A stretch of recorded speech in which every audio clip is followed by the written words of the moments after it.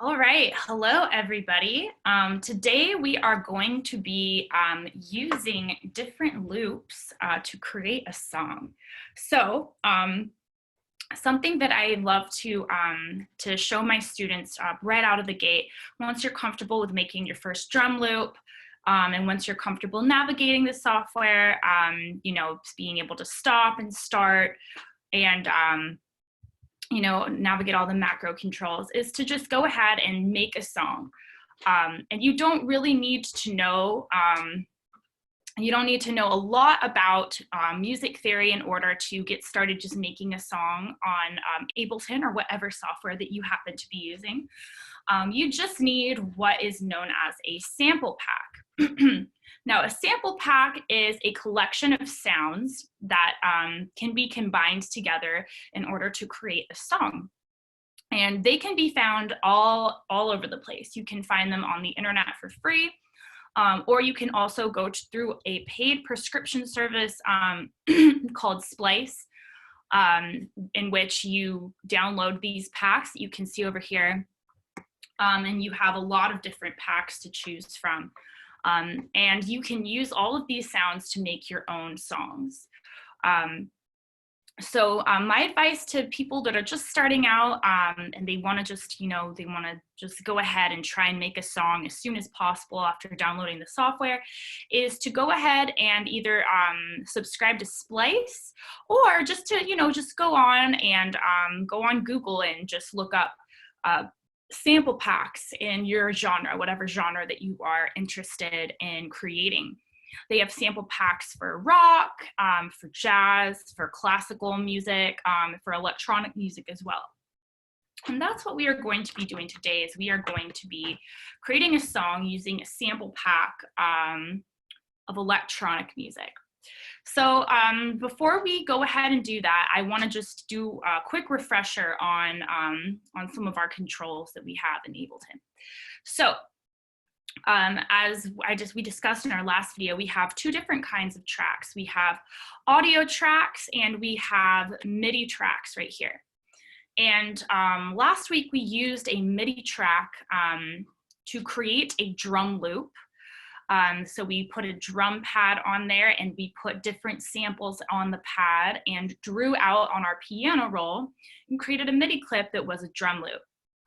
Now, this week we are going to be working with exclusively audio samples. So these are samples that when you drag them onto one of these little pads right here in your column, the loop is already put together. So you are seeing the physical waveform, which is just a visual representation of the audio that you're looking at. So for example, if I were to open up a sample pack, here is a loop. If I place it onto my audio channel, I can actually see this, which is, this is called the waveform, this black blob right down here. And your waveform is in two different channels like this, because that represents the left and the right. When we are creating songs in this software, it's going to be in stereo.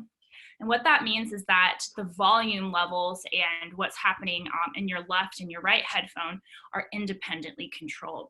The top one representing the left and the bottom one representing the right. The thickness of the waveform is representative of the volume. So right over here, you see I have my sliding volume bar. If I slide it up, the waveform gets thicker. And if I slide it down, it gets skinnier. And we can also zoom in on our waveform. Right down here, you'll see this little rectangular scrolling box where we can actually zoom in and take a look at our waveform more closely if we decide we want to do that, or zoom out if we want to look at the entire picture. So this is an example of a waveform. So what we're going to be doing today is we're going to be creating an electronic song. We're going to be creating a techno song. It's going to have a kick. It's going to have a clap, a hi-hat, and some percussion. It's going to have a synth or a main sound that, that displays the melody. And it's going to have a bass loop as well. And the bass loop is just to give it, you know, nice, full, rounded out low end on your song. So we are going to create different audio tracks for each of these elements. And we are going to name them after what the type of sound that each one is going to house. So this first one is going to be our kick. So I'm going to right click, rename. I'm going to call it kick. A shortcut for renaming an audio track or any kind of track really is you can press Command R on your Mac, or I believe it's the Windows symbol and R if you're using a PC. So kick, now I'm going to have one for the clap. Going to create another audio channel. Now I can create an audio channel by either pressing Command T or Windows symbol T if you're using a PC, or I can go up here to create and I can insert audio track. I'm going to rename this one hi-hat. This is where my hi-hat's going to be. I'm going to create another audio track. This one's going to be percussion. Oops. I'm going to create another one. This one is going to be for my synth. After that, I'm going to create another audio track for bass. All right. Now, there are other elements that I could add in here. There's definitely other elements that I could add, like, for example, vocals or snare, things like that. But we want to just keep it nice and neat and simple for today because this is our first song that we are making together. So we are going to be just using kick, clap, hi-hat, percussion, synth, and bass. So let's go ahead and look through the sample packs that I have downloaded.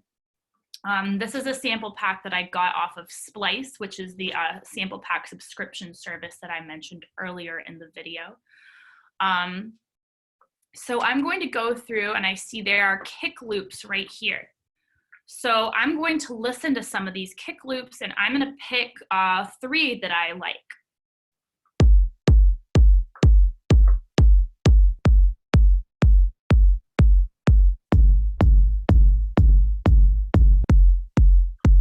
Like that one.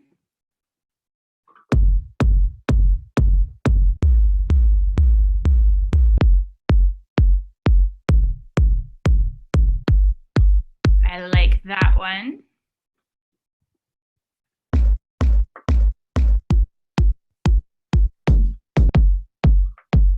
And I like that one as well. All right.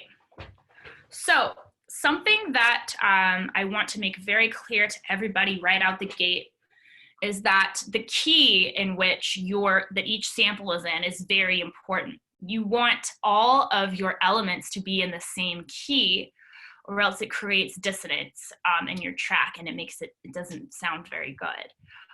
So it's very important that we label each of these samples based on what key they are in. So this is in the key of G flat, so I'm just going to rename it G flat.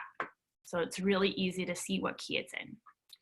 This one is in the key of A flat, so I'm going to rename this one A flat. And this one is in the key of G, so I'm just going to rename it G. And just like I did to rename all of my audio channels, I can rename the individual samples the exact same way, simply by right-click, rename, or by Command R or Windows symbol R if you're using PC. Okay, so now I'm going to look at some clap loops. And when I'm looking at these clap loops, I want to find some that match the key that that my kicks are in, because I want there to be a corresponding clap loop for every kick. So here is a G flat clap. So I'm going to put that right up here next to the G flat kick. I'm going to rename it G flat. So it's a G flat clap. I'm going to look for one in A flat.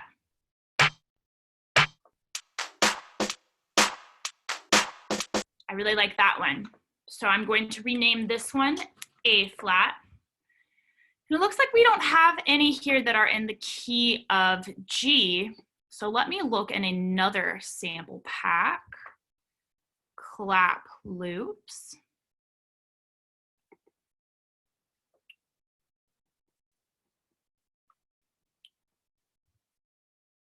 And if you'll notice some of them that don't have a key next to them, that means that they are atonal. And what that means is that they don't have a specific tonal key assigned to them. So instruments such as claps and hi-hats and some percussive noises, they don't really have a key that is associated with them just because of the nature of that instrument. And therefore, you can pretty much use them in whatever key song that you want.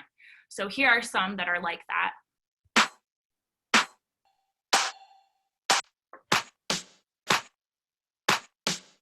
So I'm going to choose this one, and I am going to rename it atonal, just to signify that I can use that clap loop with any of the other samples that I have. So let's go ahead and look at our hi-hats. So let's take a look at some hi-hat loops. That's a really good G flat hi-hat loop. So I'm going to rename that one G flat.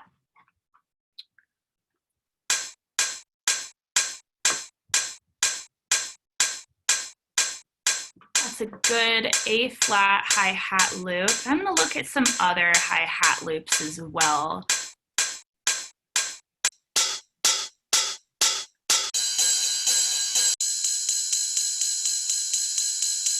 So I like this one, so I'm going to rename that one A flat. That's my hat loop. And now I'm going to find one that's either in G or one that's atonal.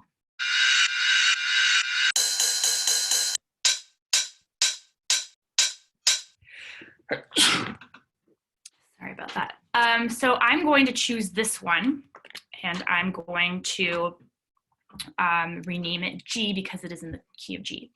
So you might notice that some of these have little M's next to them, so like B minor, G minor. That doesn't matter when it's just a single hit, like a kick or a clap or a hat. It can't be minor because it's not a chord, you know, it's just one singular tone. So don't let whether it's major or minor affect your decision making process because you know it can't be major or minor. It's just one tone. All right, so we are moving on to percussion loops. So let's take a look at some of these percussion loops.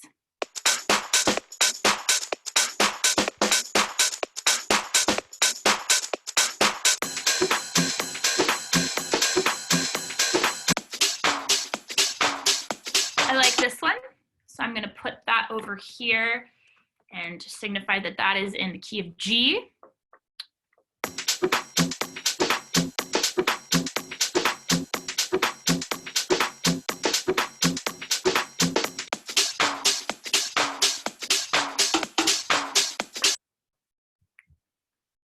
All right, I like this one, so I'm going to put that one up here. I'm going to rename it G flat. Let me take a look at some other percussion loops that we have.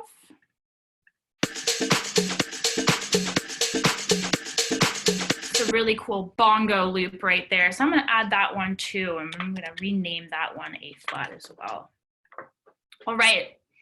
So again, just a quick reminder that for a lot of these, for a lot of your percussion noises, your hi-hats, your claps, the exact key is not as important as it is to have your synth, your bass, and your kick all match up.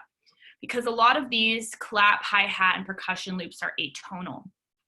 So whereas we would definitely want the key of our kick and our bass and our synth to all definitely match, it's less important that we have them matching in our hi-hat, clap, and our percussion. So I just want everyone to keep that in mind. but it's extremely important that our synth, our kick, and our bass all have the same key. So let's take a look at some synth loops. Let's take a look at a synth loop in the key of G or A flat. Here's one in G sharp, A flat, same thing.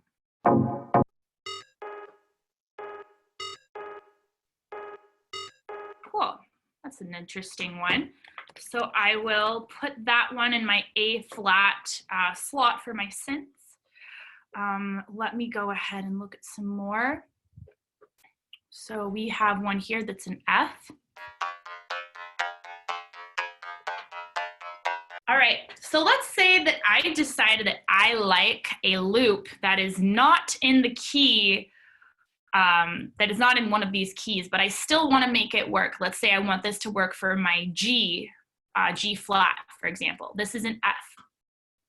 So F is only one note away from G flat. So we're going to be using this F sample for G flat by repitching the sound. And by what I mean by repitching is you are actually changing the pitch of the song using this right here. If you see down the left under sample, it says transpose. That is your transposition modulation. And what that means is that you can turn that up and make the pitch higher, or you can turn it down and make the pitch lower. Every semitone, which is what the ST stands for right there, every semitone is going to be a key. So if I want my F to be G flat, then I need to turn it up one semitone, since G flat is one key away from F on the keyboard. So I'm bringing it up one note. So this is what it sounded like originally. And now I'm changing it.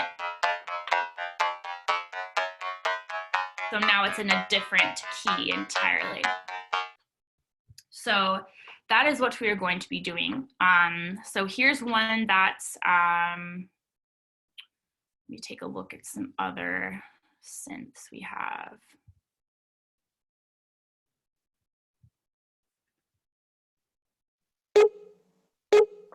Here's one that I like. It's an A flat. So I want to change this to G. So A flat, I'm going to bring that down one semitone. So now that's in the key of G. There we go. So I'm going to rename that one G. I'm going to rename this one G flat.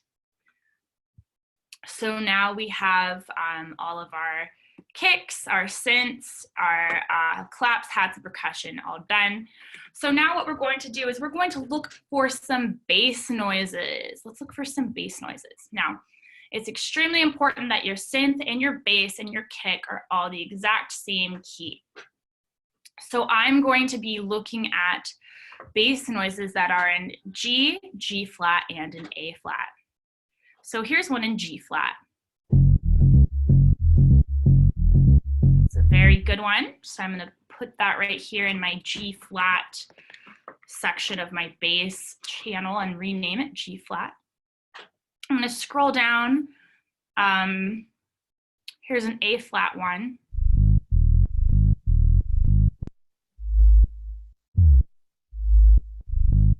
I like this one. So I'm going to name that one A flat. Oops.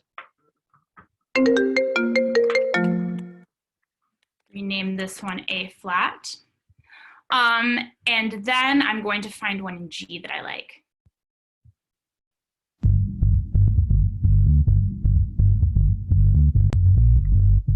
Very good. So I'm going to rename that one G. All right. So now comes the fun part, playing them all together and listening to 3 different songs that you have created. So what we're going to do is we're just going to play our kick. And we're going to add our clap on top.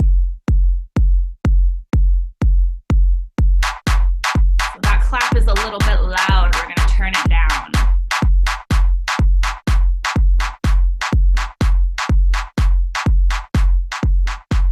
Now let's add our hi-hat.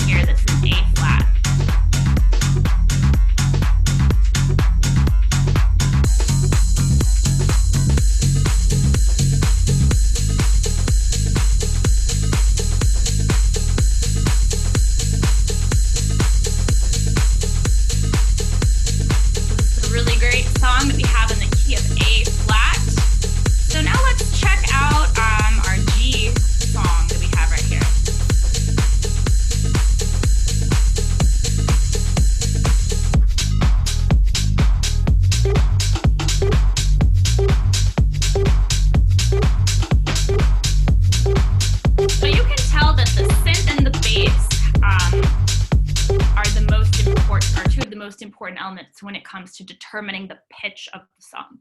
That's why it is very, very important that we always have our synth and our bass and our kick all match and be the same, in the same key. So this is a great stopping point for today. We have gone and made three nice little songs using 6 elements. So this is a really great introduction to just what it takes to combine elements together to create a song. And obviously there's going to be more elements than this that is used in your average song, and you know, we need to flesh it out and create a full-fledged song. But this is a great way just out the gate to go ahead and start messing around on your own and putting loops together and creating combinations that sound good to you. Because a huge part of learning how to produce is knowing what you think sounds good and knowing what you want your songs to sound like. So that is all for today, and I look forward to seeing you guys next week. Bye.